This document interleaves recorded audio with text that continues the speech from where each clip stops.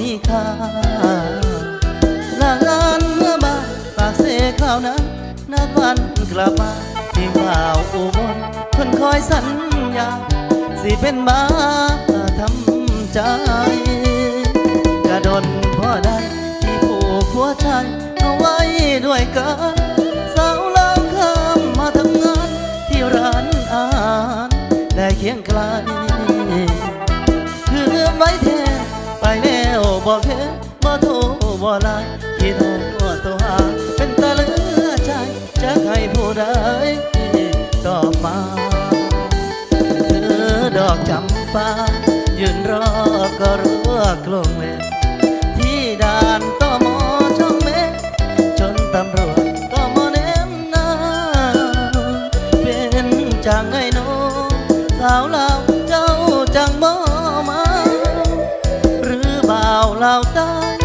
จูงเข้าปากวันแต้วนาจึงลงจึงลืมสัญญาจนลืมไปว่าเคยเป็นแฟนใคร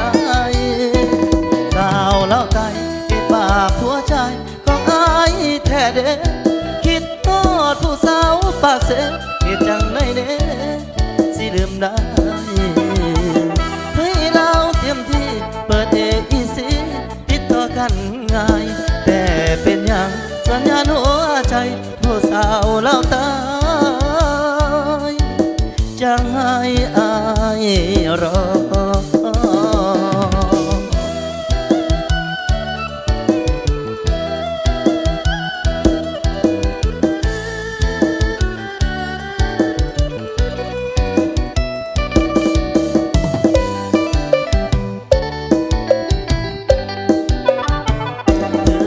ดอกจำปายืนรอ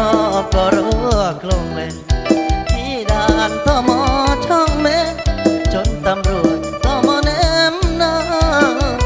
เป็นจากไหนโนสาวลาวเจ้าจังบ่มาหรือบ่าวลาวใต้จูงเข้าปากวันแล้วนะจึงลงจึงลืมสัญญาจนลืมไปว่าเคยเป็นแฟนใครสาวเล่าไตเหตุบาปหัวใจของอายแท้เด้คิดทอดผู้สาวปากเสเหตุจังไหนเด้สิลืมได้ให้เราเตรียมที่เปิดAEC